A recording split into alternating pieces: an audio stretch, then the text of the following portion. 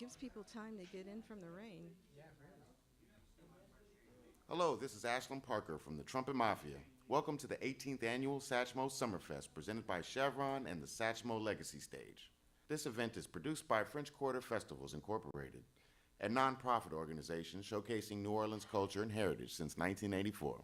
This event is made possible by sponsorship of community-minded organizations and the sale of Abita, Jack Daniels, Sonoma-Cutrer wines, Corbel, Tequila Herradura, Finlandia, Pepsi, Aquafina, Bayou Rum, French Market Cold Brew, Louisiana Iced Tea, and festival merchandise, which helps pay for great entertainment, security, sanitation, recycling, EMS, and production costs. Please support your festival by purchasing from our beverage and merchandise booths. Do your part to keep the festival clean by using trash and recycling containers on site. And please enjoy responsibly. Special thanks to the Satchmo Legacy Stage contributors, Harrah's New Orleans, Joseph K. and Inez Eichenbaum Foundation, Ella Fitzgerald Charitable Foundation, the Fertel Foundation, Leslie Alley, Richie and Vicky Norwegian, and Andrea Duplessis. And thank you to all our festival sponsors, including Chevron, Omni Royal Orleans, Abita Brewing Company, Brown Forman, Fidelity Bank, GE Digital, WWL TV, Offbeat Magazine, NOLA.com, Times-Picayune, and many more. Be sure to visit our outdoor stages, the Abita Beer Garden, and our festival food vendors. Pick up a schedule for a full listing of all events, and stop by the merchandise tent to purchase the official Satchmo Summerfest poster, shirts, and souvenirs. Enjoy the 18th Annual Satchmo Summerfest, presented by Chevron. And happy birthday, Louis Armstrong. You know, for some reason it's not oh, here it is. Okay.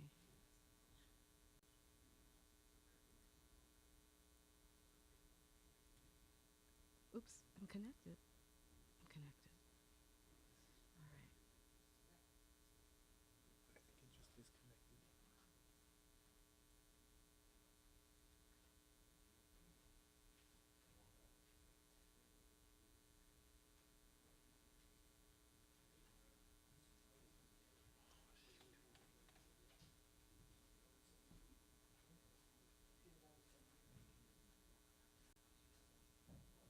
It's okay if I can't get it.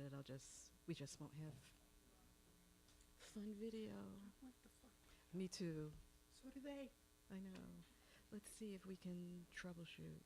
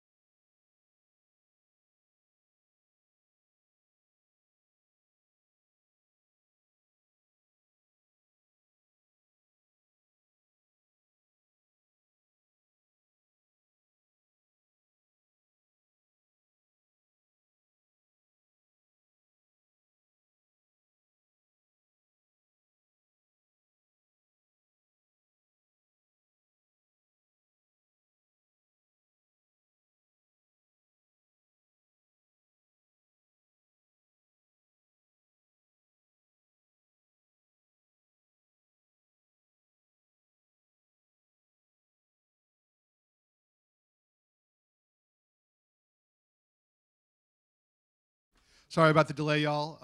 As you know, technical things have a mind of their own. So anyway, I'm gonna make this quick to get Kim on. My name is David Cunion. I'm the music curator for the New Orleans Jazz Museum, and I'm gonna be the MC for this weekend. Thank you so much for coming to the Satchmo Legacy Stage. Happy birthday, as Ashlyn said, happy birthday, Louis Armstrong. Kim Vaz-Deville is going to talk about the baby dolls. She has a book out now, Walking Ratty, with 2 Ds, that she has written about, the baby dolls and their history and what they're doing now and stuff. So please give her a warm round of applause as she starts to talk to you about these. So.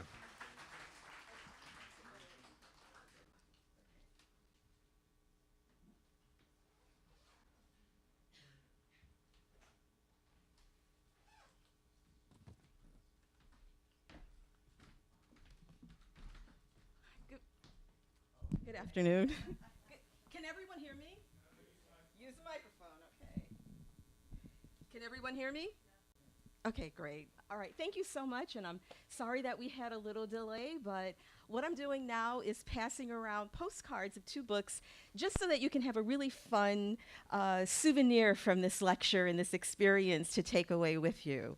So Walking Ratty is the second book that I have overseen in terms of telling about this tradition. The first book was The Baby Dolls, Breaking the Race and Gender Barriers of the New Orleans Mardi Gras Tradition, and that came out in 2013, and it gave a little history of the tradition. But I wanted to invite other scholars in to talk about the experiences of Black women that don't often get focused on, especially their contribution to Mardi Gras. So this book takes into account not only the history, because the interesting thing is when I was working on the first book, more people came out and said, you know, my grandmother was a baby doll, my aunt was a baby doll, and they began to share more of their stories, and we'll get into why that is in just a minute. And then scholars wrote for the book, there's lots of memoir, and then once we had an art exhibit, because there was no real visual art other than maybe 1 painting or 2 paintings of baby dolls. And so in 2015, we did a call for art, and so the artists' statements and the art is contained in this book, and I consider it to be a visual feast. So we're going to talk about Louis Armstrong's context, the context in which he would have seen and understood and experienced the street parading tradition in New Orleans. It's not street culture, but it is art and performance that takes place in a public setting, in a public square. So I always like to make that distinction. And the first thing that I have up for you to look at is that this tradition started around the same time that the Zulu Social Aid and Pleasures Club began, in the very early 1900s, the first decade. And they knew each other, these different Mardi Gras traditions, of which there are several. There are Zulus, there are the Skull and Bones traditions, there are, of course, the Black Masking Indians, and then there are the baby dolls, a lesser-known tradition with a kind of controversial origin. But I show you this picture because it's one of the earliest that we have of baby dolls masking. And this is about the 1920s, when the tradition may have already been a decade old.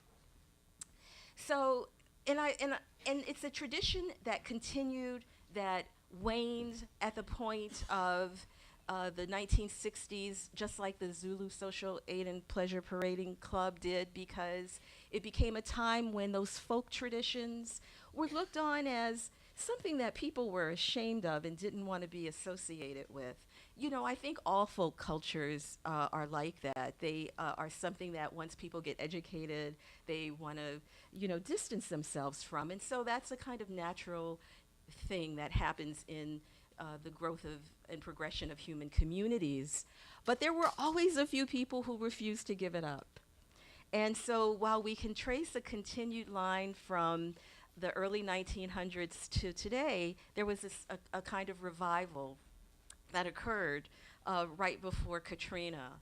And so and as I show you the pictures from the different periods, you'll be able to see for yourself the differences in the development in costuming, because it is a living tradition. I'm going to start with a quote from Louis Armstrong. As we got off the car, meaning, of course, the public transportation, he was coming to live with his grandmother into New Orleans. As we got off the car, I looked straight down Liberty Street. Crowds of people were moving up and down as far as my eyes could see. And so here is a young boy struck with the city and all of its fascinations. And he had yet to see the parading culture and all the different aspects of the culture. This is just his first glimpse. I'm going to read the foreword to the book that's written by someone who you may be familiar with, Keith Weldon Medley.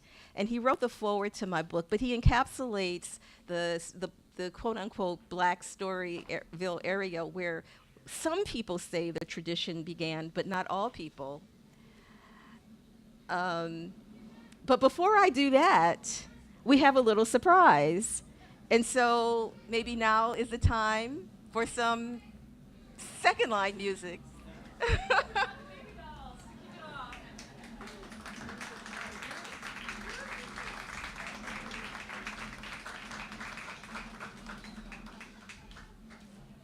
With the Roots of Music students.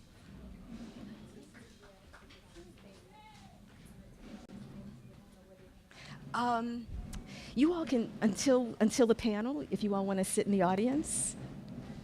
Okay. But first, let me just stay here so I can introduce all of you. I think the students need to come in. You want to come up? Yeah.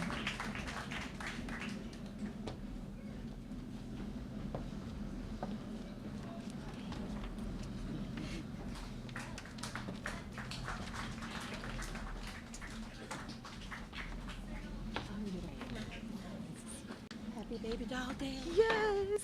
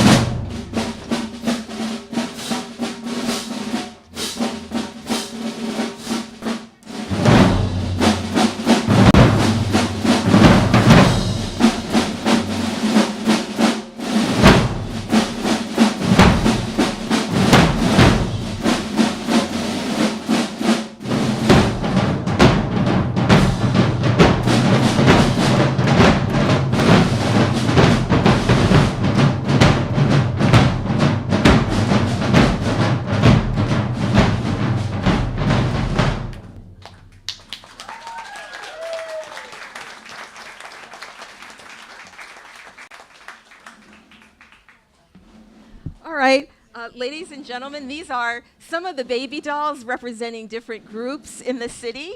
And I'm going to go through a presentation. It won't be long, but it will be a prelude to your being able to actually talk to the baby dolls and ask them questions about their family's history in New Orleans and how it's very relevant to have the roots of music, how the roots of this culture, which go back far, continue to permeate and be really alive in our lives today in New Orleans. All right, so ladies, if you can have a seat in the audience, and then you can come back up.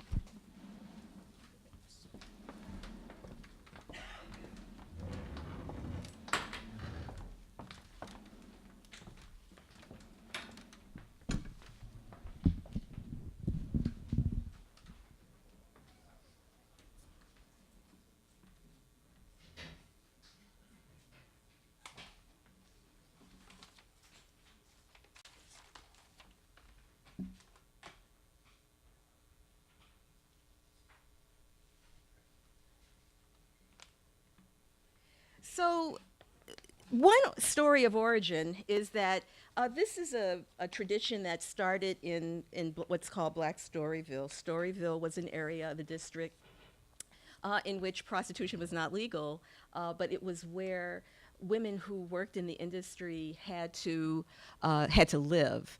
So at that time, cities all over the United States were trying to get their kind of vice under control, and residential segregation was one thing that they were using, and so they used that here.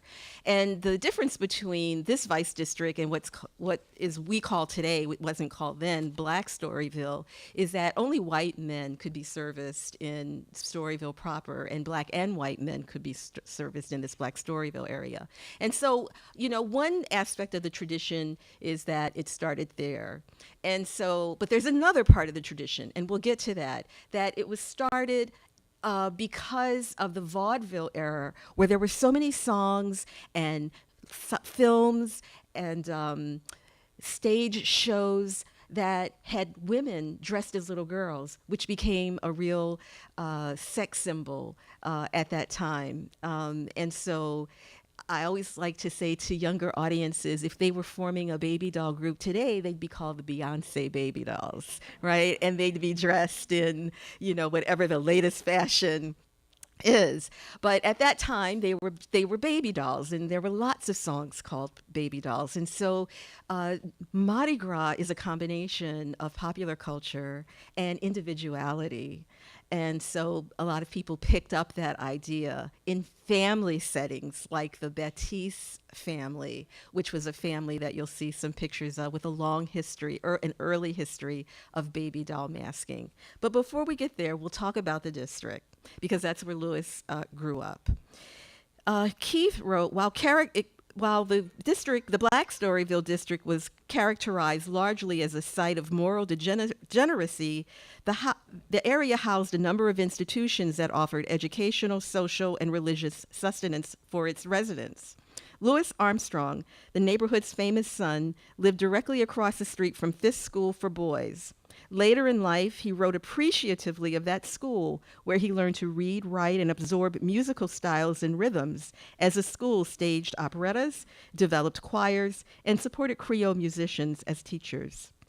He recalled childhood pastimes that included playing street games such as coon can and craps, and having brick wars with friends. He grew up around characters named Cocaine Buddy, Little Head Lucas, Egghead Papa, Sister Pop, One-Eye Bud, Black Benny, Nicodemus, Dirty Dog, and Steel Arm Johnny. Sound like some characters.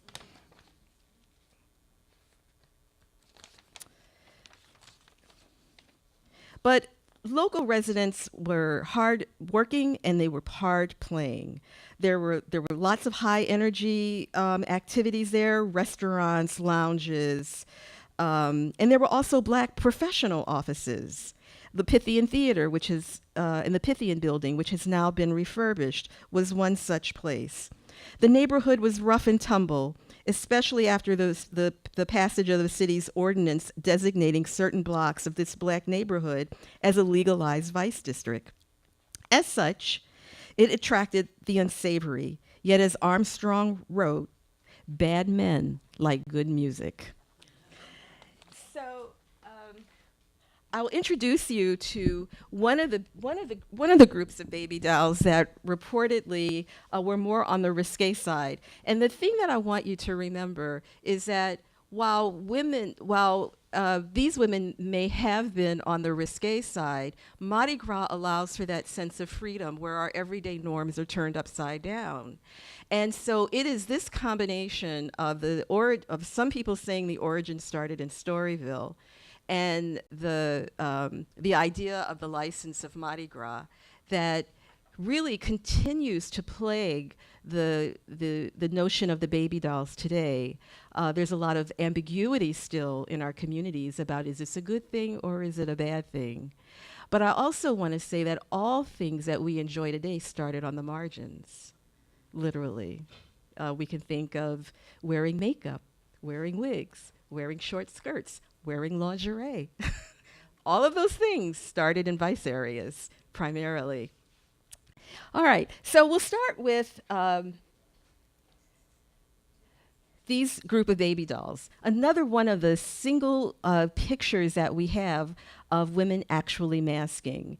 And Harnett Kane, who was a local writer and thinker about New Orleans culture, he says, how to enjoy it best? Most New Orleanians would suggest that you gotta be up early, about 8 or so, to see Zulu at the New Basin Canal and follow him for a time for early afternoon masking.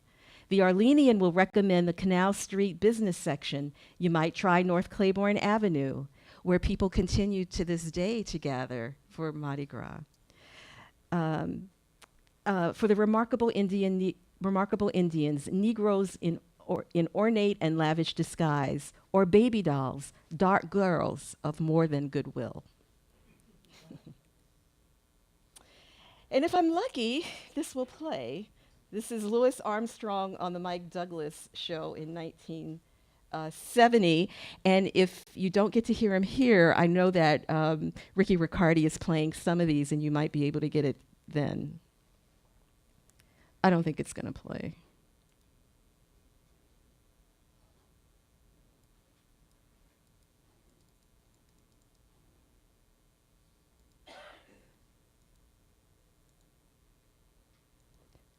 Well, unfortunately, it's not going to play. I want to talk about what women's lives were like who may have been working in the district. It was a very hard scrapple life. This is a rare picture that we have. And it's from a collection of glass plates from the studio of a commercial photographer from South Louisiana. And art historian Moray Beauchamp-Bird dates this photo to the 1920s. And as I have been looking through writings about Louis to see what were women's lives like during that period, this is how I have come to characterize his thinking about what women's lives were like at that point. He wrote about how women met their challenges of extreme poverty, male chauvinism and sexual exploitation, racial oppression, and legalized disenfranchisement, of course, in Satchmo, My Life in New Orleans. It was even the time before women had the right to vote. His descriptions are straight to the point. They lived in a tinderbox, and they fought with each other over their men, over their attire, and about their districts, uptown versus downtown, where they each worked. They argued and fought with and even killed their pimps and their boyfriends. They were tough because their circumstances were unforgiving. Armstrong reminisced that the women cooked well, could hold their liquor, often lived alone, and some got married. They often went to jail where they were mistreated. They picked herbs from the levee because they could not afford to go to a doctor. They wore prosthetic devices to accentuate their shapes.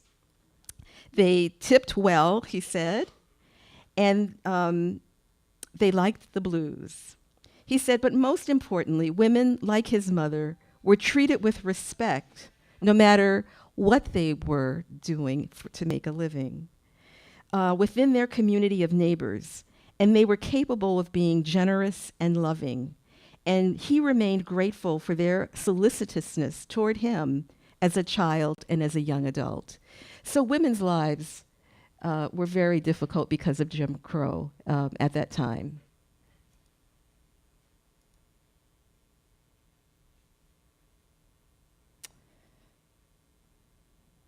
We can talk about the baby doll as a kind of unruly kind of woman.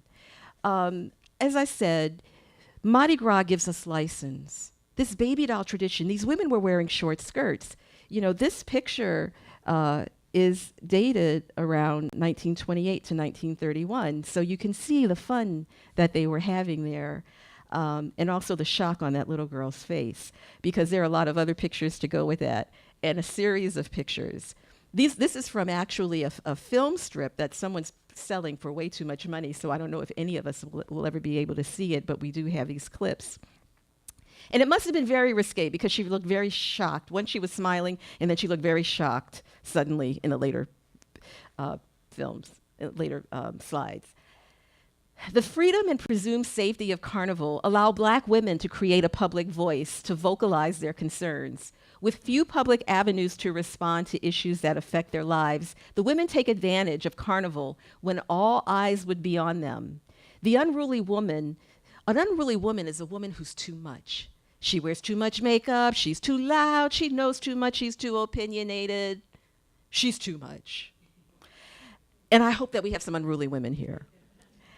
The unruly woman was a physical and confrontational approach. She permitted Black women to be outrageous in their responses to the social issues that degraded them. So the women and men, also masked as baby dolls, took up this tradition and played with the female tropes of virginity and purity and that kind of thing.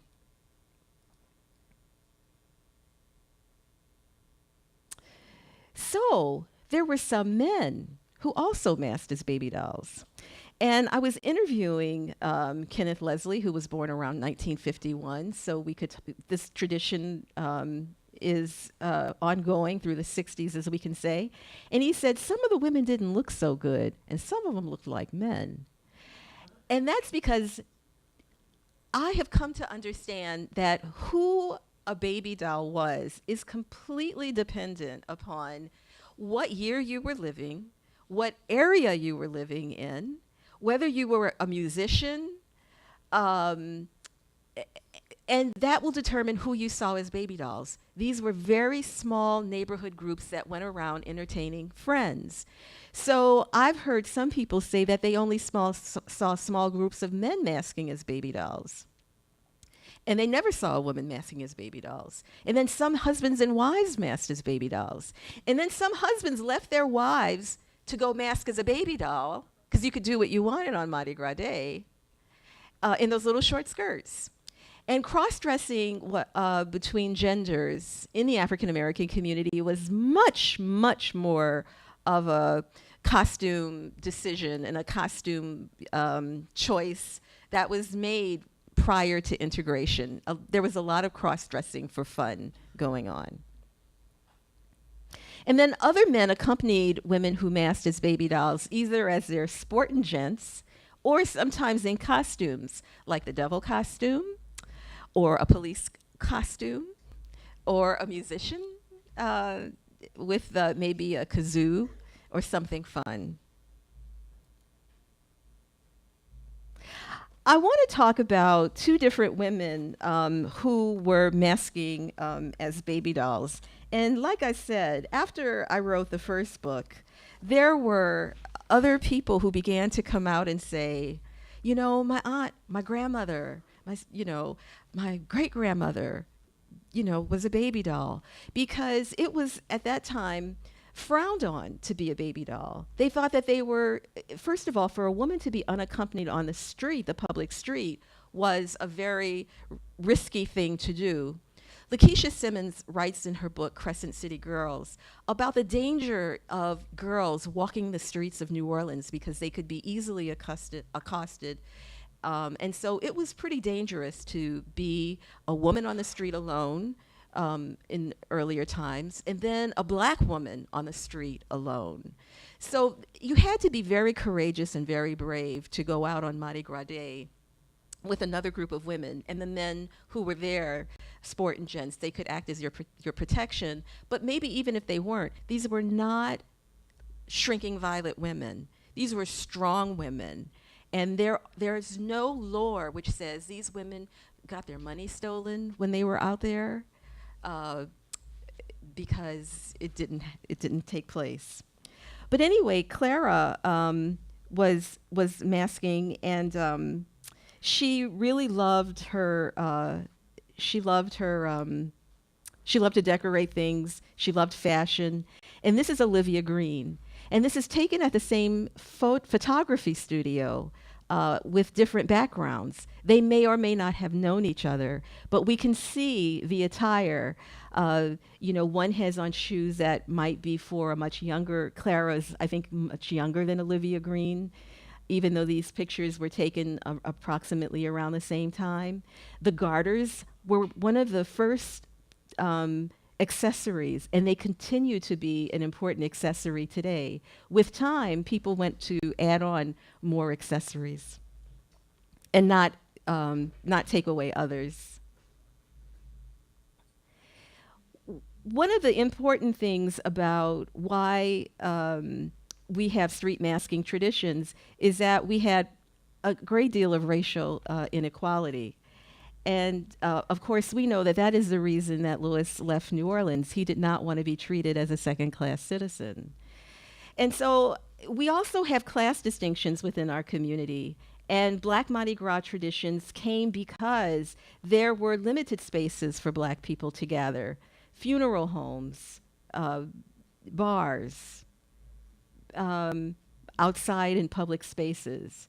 Whereas our middle-class African Americans maybe rented halls and appropriated the types of debutante balls that you could see among white crews. But this gave rise to our Mardi Gras traditions, which Louis would have seen and would have participated in as a child, as somebody following each of these traditions, because that's what children did. They would run behind them, especially the skeletons, because they liked to be scared by them. And so another aspect of, working class culture in New Orleans was that there were liminal spaces.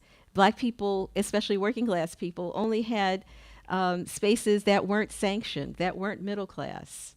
And so this is, just like Louis was able to use his music to create and have an identity that was outside of that which would have been defined by a young man, a young boy at that time. And of course, like today, he was being channeled into a penal system.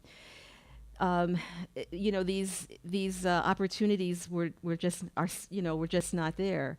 And so the Zulu Club members met in a mortuary office. The skeleton gangs came from the cemeteries. Zulu arrived through the canal, and the Indians fought and sought each other out in these streets.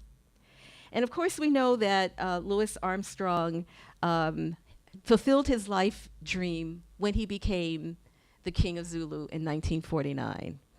At that time, they had been parading since about 1910. And so he had to wait a long time and reach a certain stature, but eventually his dream was certainly fulfilled. This takes us to another period in time where I'd like to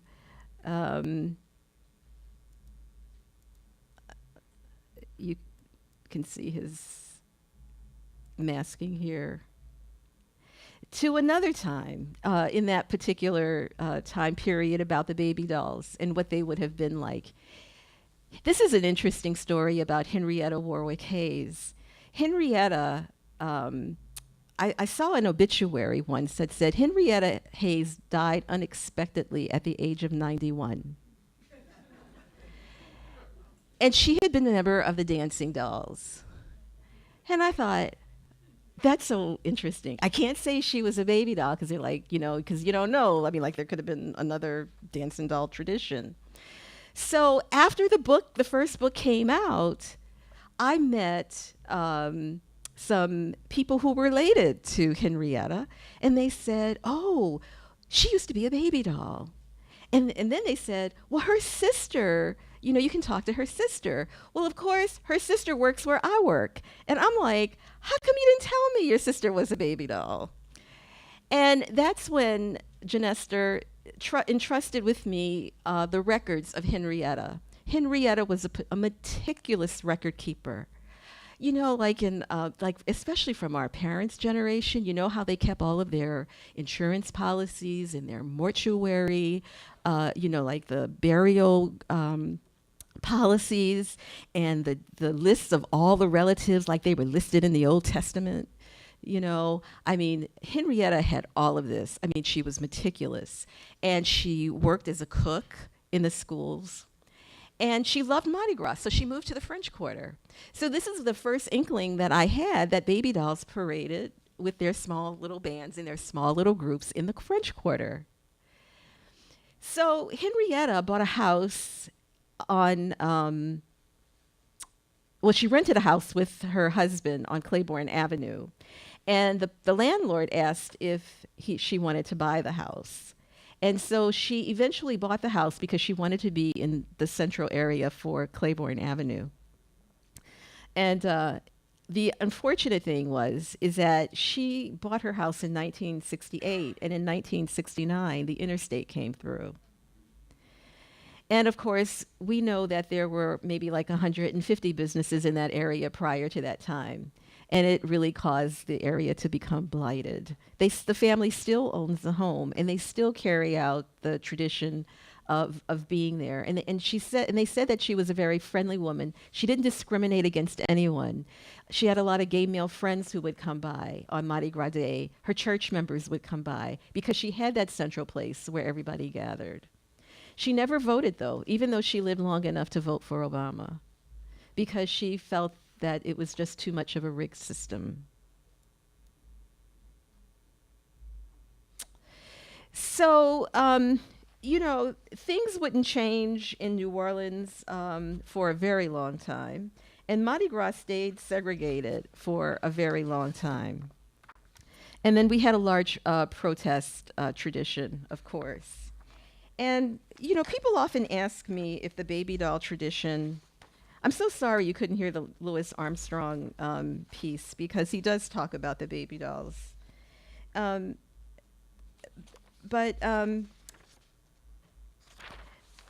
Mardi Gras would remain segregated way beyond his death. And while women who masked as baby dolls did not set out to change Mardi Gras or even challenge its norms, it was through their masking behaviors that they transgressed what they deemed acceptable at their time. They were people who didn't like boundaries, and they didn't like barriers imposed on them by any type of authority. And through their reversals of everyday social norms, they demonstrated the existing structural barriers regarding gender, race, class, and sexual identity.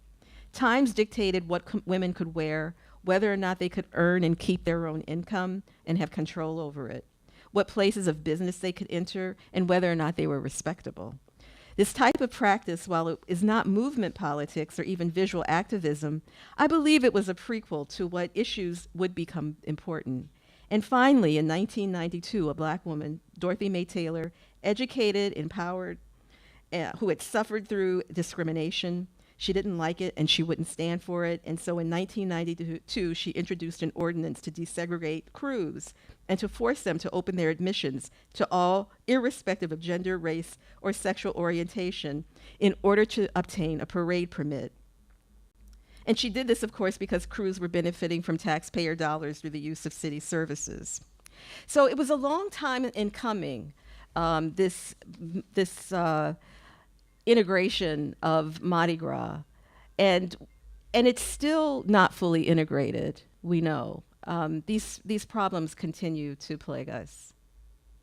So what is a legacy? The legacy of this tradition that started around the time Armstrong was a little boy. When we talk about a different origin for the baby dolls, we talk about Creole families, Afro Creole families. And these are perhaps the most famous of the Creole families who started a Mardi Gras baby doll tradition. And Miriam and Lionel Baptiste have bridged the past and the present. They would have been young when the baby dolls were and the other masking traditions before integration were at their height. And so they began to teach the newer generation. And so you can see that Lionel kept on his drum, he always painted a baby doll with a little man looking up her dress. He insisted that that be transferred to all of his drums. I don't know if this will play. I'm not lucky today with the video. But anyway, he'd say you come out in the morning and there'd be men and women dressed in little baby doll outfits. Then they'd go back in and come out as $1 million baby dolls, a whole different outfit. They had lace stockings and they would put money all around their thighs, big bills, $100 bills, to where you couldn't see a portion of their legs. They put so much money in their garters. And again, like I said, there are no rumors that these women were messed with. And so you had to be tough in order to do this tradition. And this is the Baptiste family, from the Golden Slipper baby dolls to the Happy House Social and Pleasure Club. Alma Baptiste had, I think, about 13 children. And in order to keep the family together, she formed different kinds of groups, and she formed one of the first baby doll groups. And her children kept it going. This is her, not as a baby doll, but many people who masked in the baby doll tradition, when in its heyday, left the tradition to become part of the spiritual church tradition, which I find very interesting. It's also very ornate and lots of ceremonies. The spiritual tradition, lots of emotion, lots of things that you can find in Mardi Gras in terms of performance. I love going to spiritual churches because I think their audience participation is awesome. You know, you get up, you do things. But anyway, so spirituality for a lot of these people, even a man that we know who Louis Romanak, who we know masked in a little skirt, brought the spiritual church on St. Philip Street to the Treme area, masked as a baby doll with his wife. They carried on the tradition when it was sagging and lagging. And this is the Baptiste siblings. They had the original 6-Ward Dirty Dozen kazoo band. It was a lot of fun. But they also belonged to, a real band, and they are, of course, associated notably with the Treme brass band. And these traditions became so important to people. And so you can say, why was Louis so gripped and wanted to become part of this hugely symbolic tradition? It's because it's part of one's identity. And Miriam, who is in the hat and the jacket, when her sister in the pink died, Felicia, she had Felicia's baby doll dress on a mannequin at the head of her coffin. This is how important these traditions are and how integral they are to families. And that's them on the bayou. And in closing, so that we can bring up today's baby dolls and talk about what's happening now, I want to talk about another family from the past that also had a social aid and pleasure club, the Treme they were the Gold Digger Social and Pleasure Club.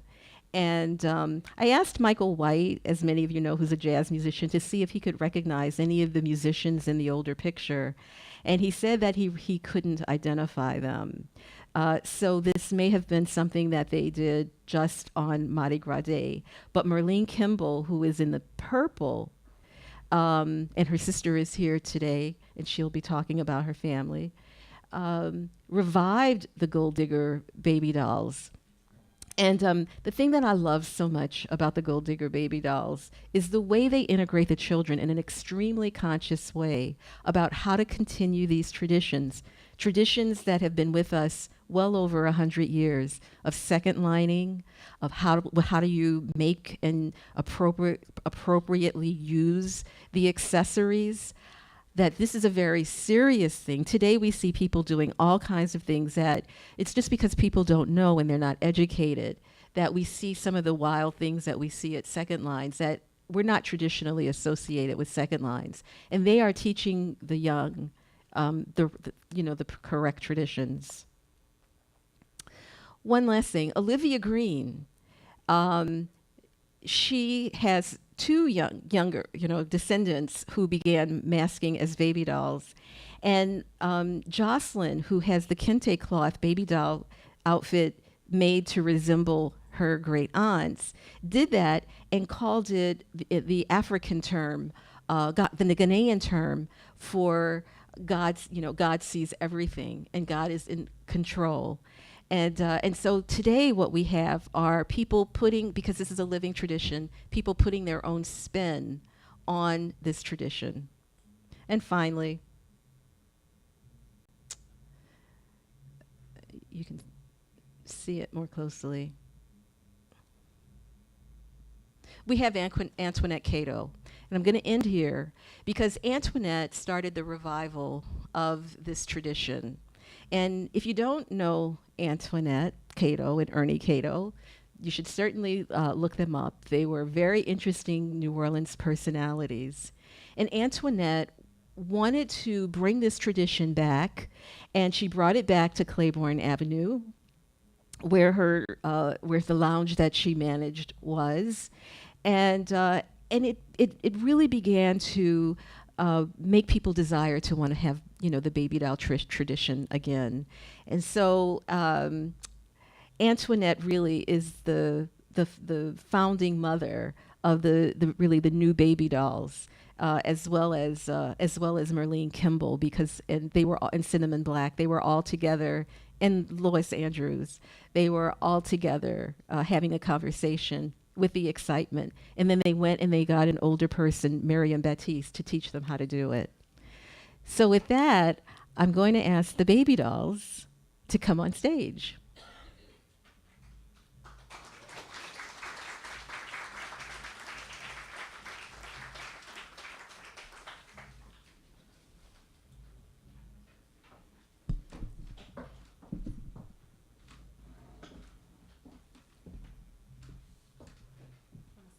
Yeah.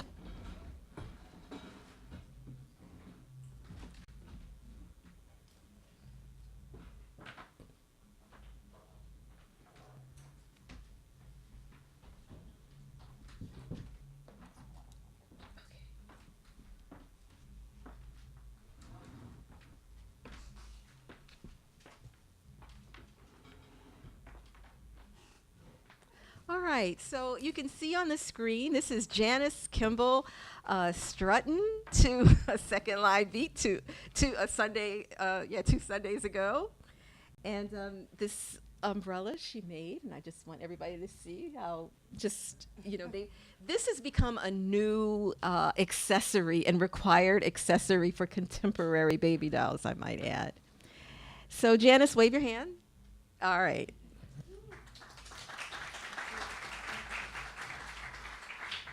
This is Denise Trepanier Murph, who makes the world's most beautiful baby doll dresses, is a modiste and extremely creative. Okay, that's Denise. I'm going to talk about her in a minute. This is Rosalind. I want them to see this picture. Okay. This is Rosalind Theodore. Rosalind has a long history in the second line tradition. She's a dancer, and she has a very beautiful baby doll daughter who'll be graduating from college this year.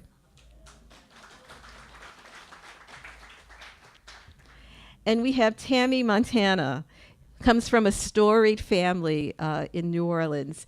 Tammy has been masking as a baby doll for a very long time and is just a beautiful performer when you're lucky enough to catch her out there.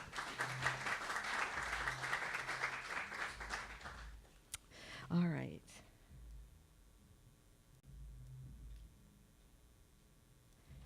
All right. So we're going to take this time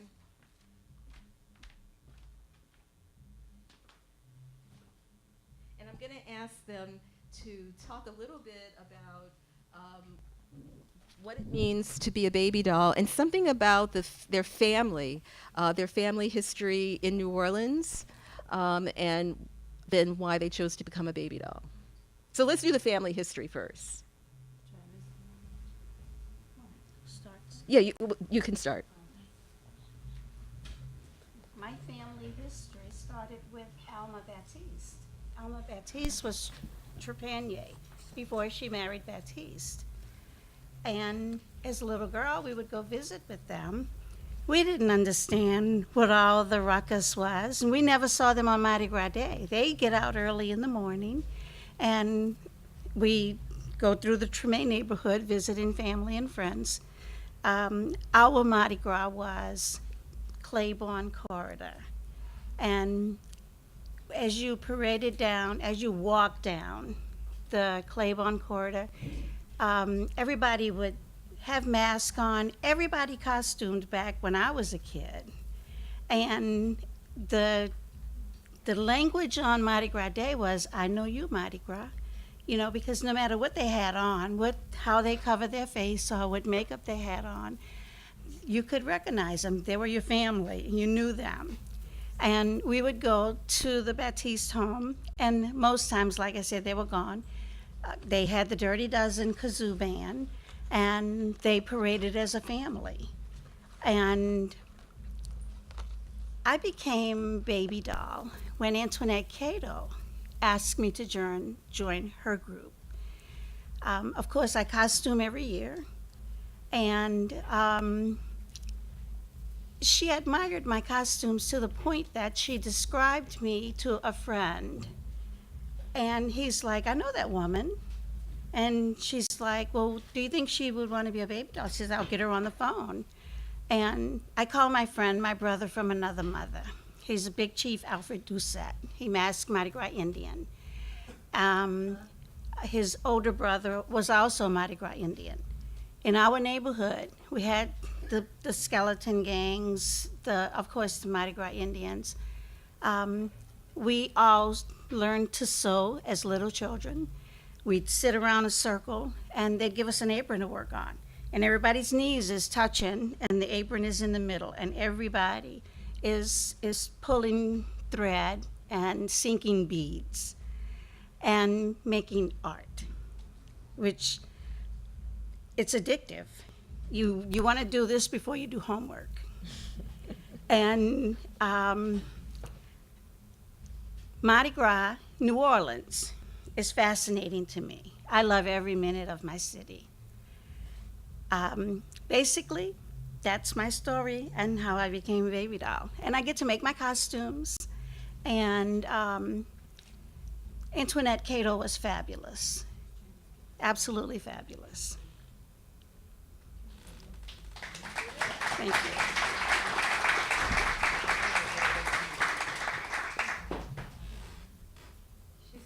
Yeah, because I have to go to work. I'm sorry, but I have to get it out, but I do have to go to work. I am a working baby doll. My story, I'm Rosalind Theodore, and my story is New Orleans. I am New Orleans. I am Treme. I was born and raised in Treme, but I lived in the Ninth Ward. How I became a baby doll, my mother, Elvira Gibson, was dating a guy named Glenn Andrews, which everybody knows the Glenn Andrews family. That's with my Auntie Lois. We would get up every Mardi Gras, and they were scheming with the skeletons. They were coming with this big old bone with nothing but blood on it. And I used to be afraid.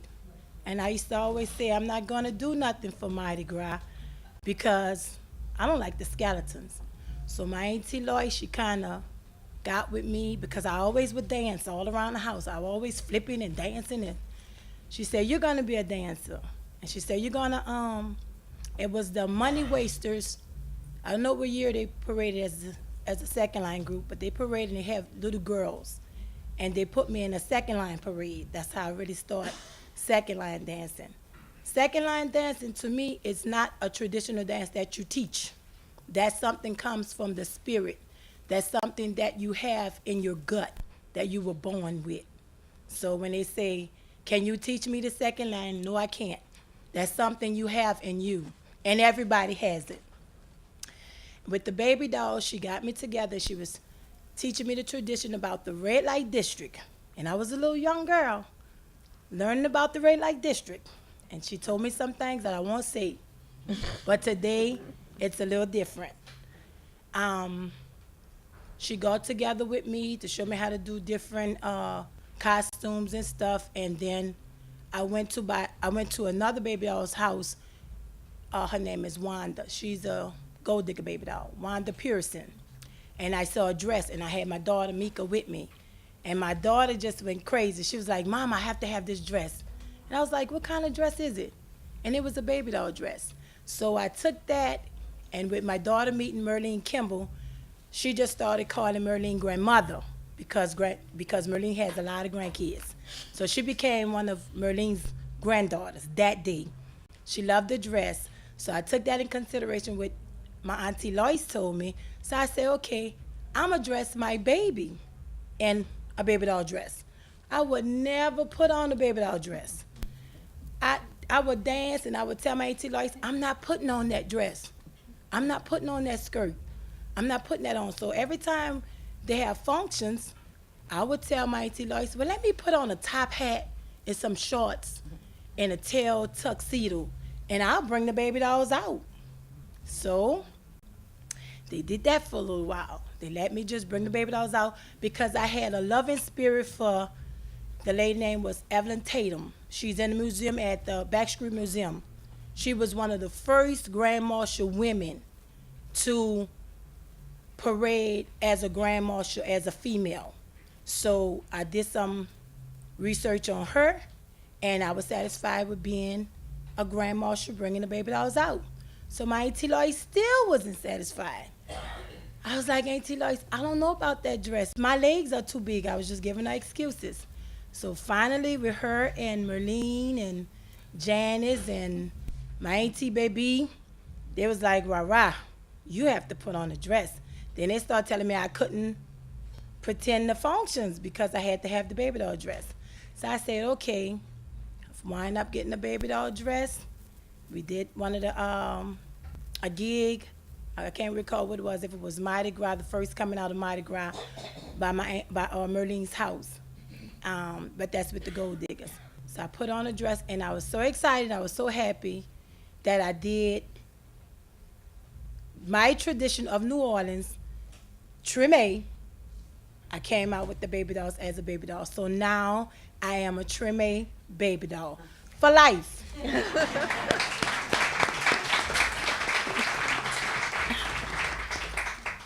Tammy. Okay. I'm baby doll Tammy Montana. Well, I was a little girl in 1963, and my grandmother was the Gold Digger baby doll originally.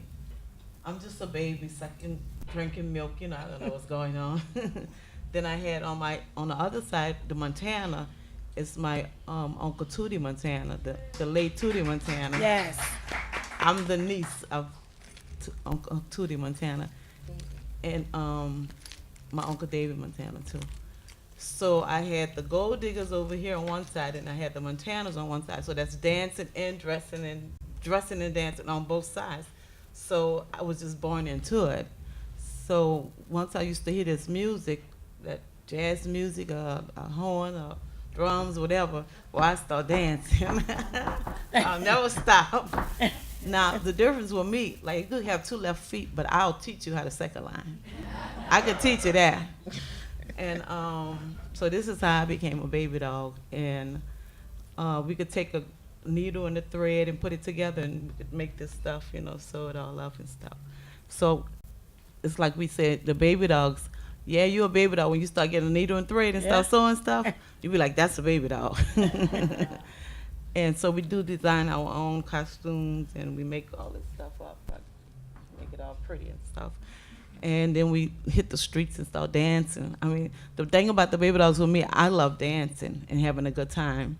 So the baby dogs is part of dancing and having a good time. And I got to get me a good cold one in. And that just makes me even better.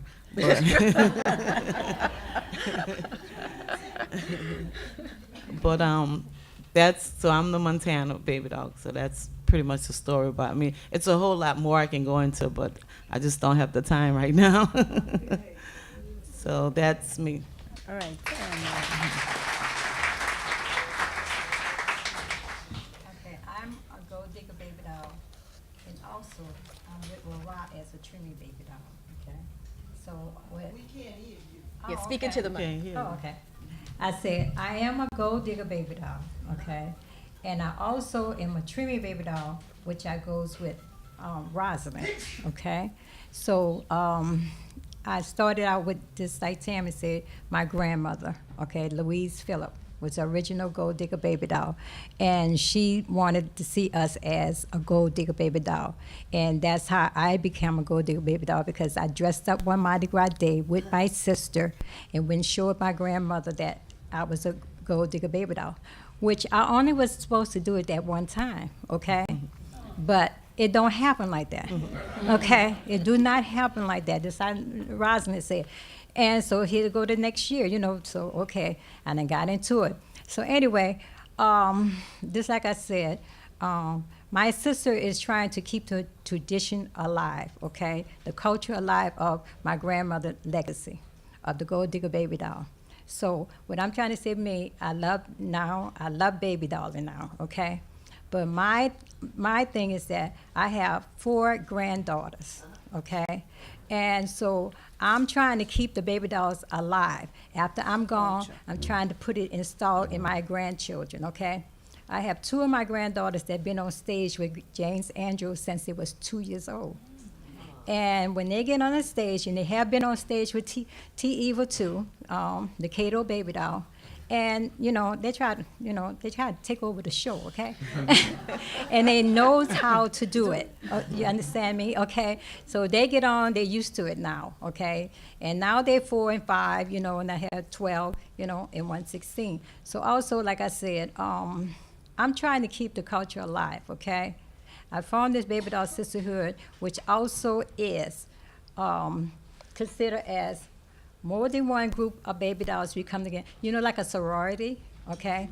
And they also still have they group names, okay? But under baby doll sisterhood, we come as one.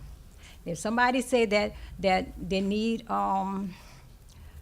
baby dolls, okay, and how many they need and stuff like that, okay, this is for right here, okay, different from organization, okay. And this is the way we do it, okay? This is what we consider as baby doll sisterhood, okay? We're here up here as one, okay?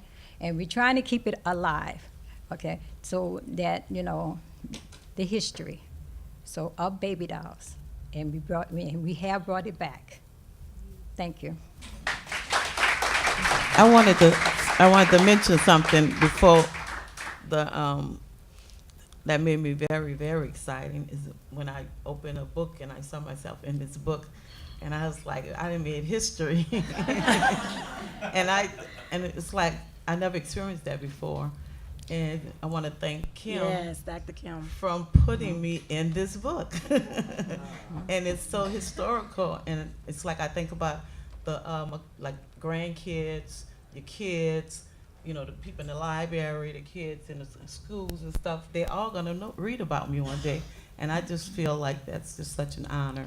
Yes. So I want to thank Kim Evans for that. Dr. Kim, Okay. thank you. Yes. And one more thing.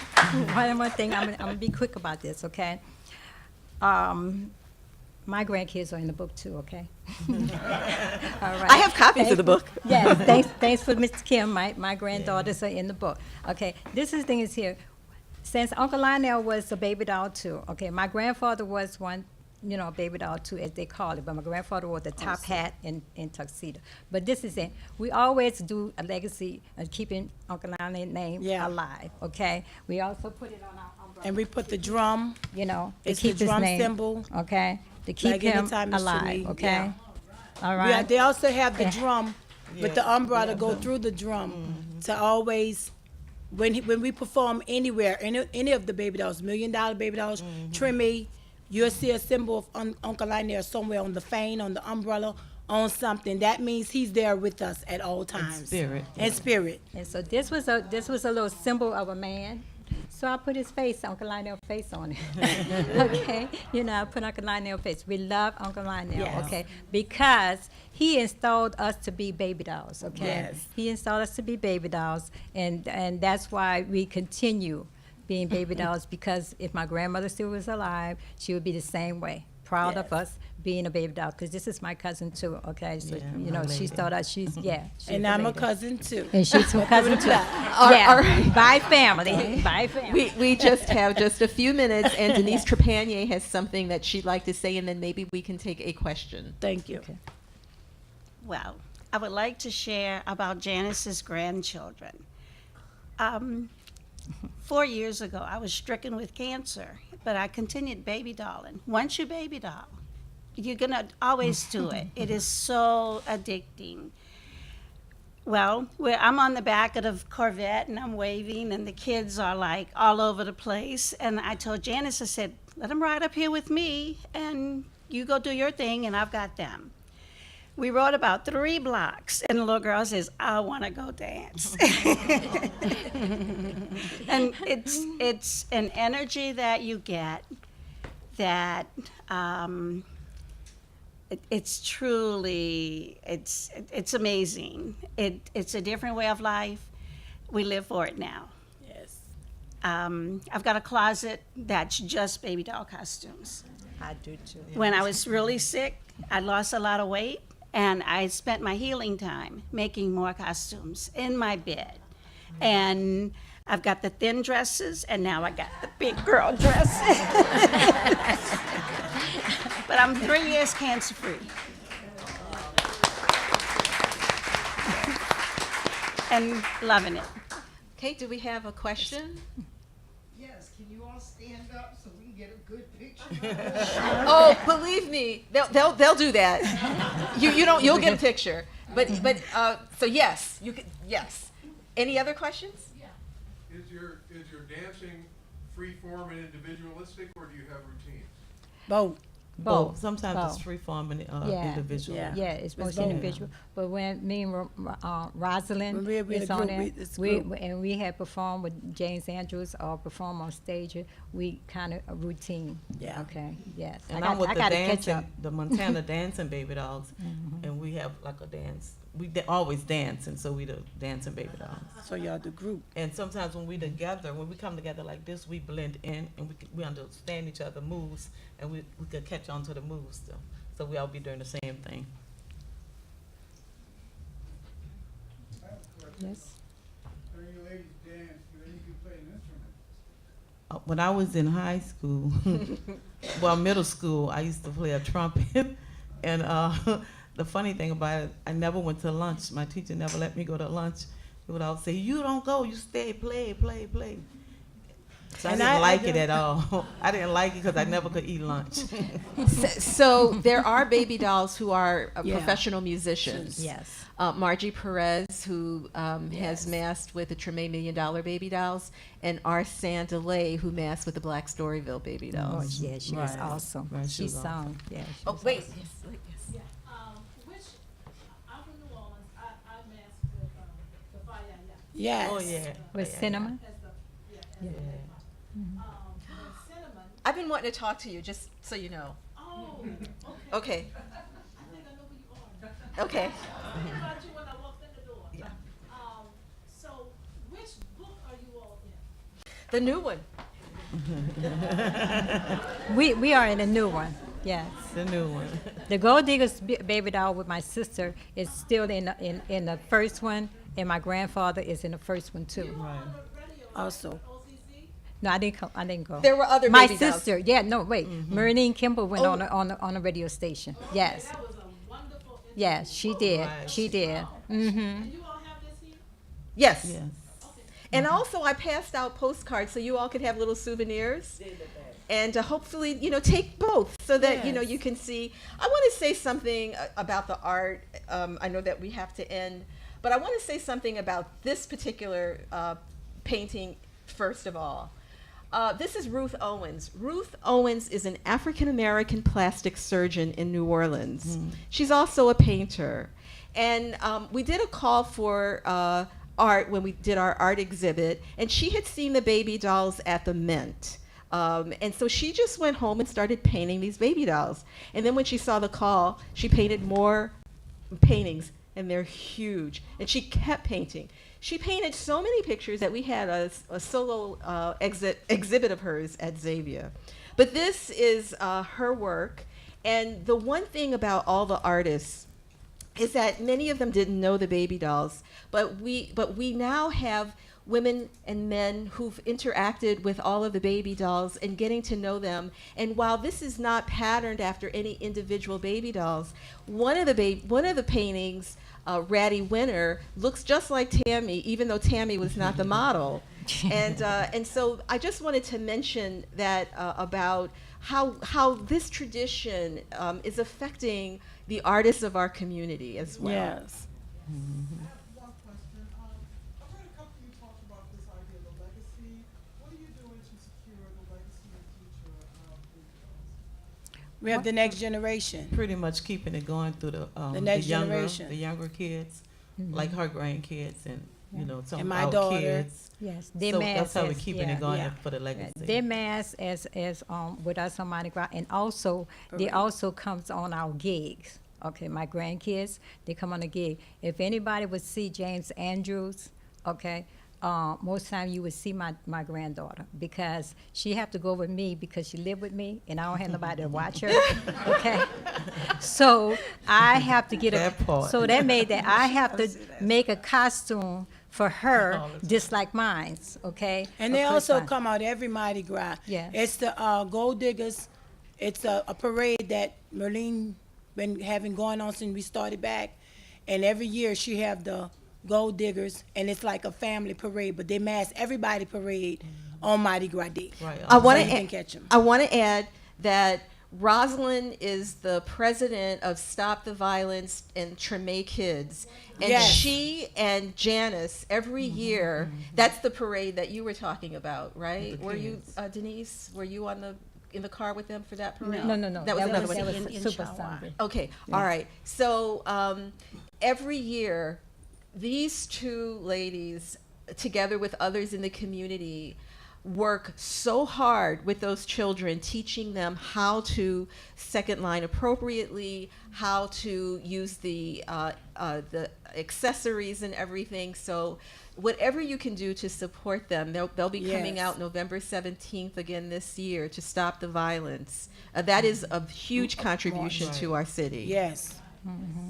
Because We're there's so looking for many, how we did it sponsors. because there was so many kids are getting killed, okay, due the whatever happening with their parents, whatever happening, and they always be right there. So our thing says stop the violence, and I add, let me grow up, okay, because the kids are being killed.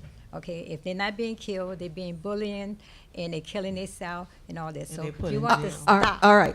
Thank Want you. to We stop. got to stop. Yeah. We appreciate you. Because you're going I have to go to work. In Vaz-Deville, the baby dolls. Give it up for them, y'all. Thank you. Thank you again for coming to the Satchmo Legacy stage. We've got a whole day's worth of fun information and stuff going on. Next up, we're going to have Catherine Russell talking about Louis Armstrong and Billie Holiday, the Mutual Admiration Society. So that'll start in about 10 minutes.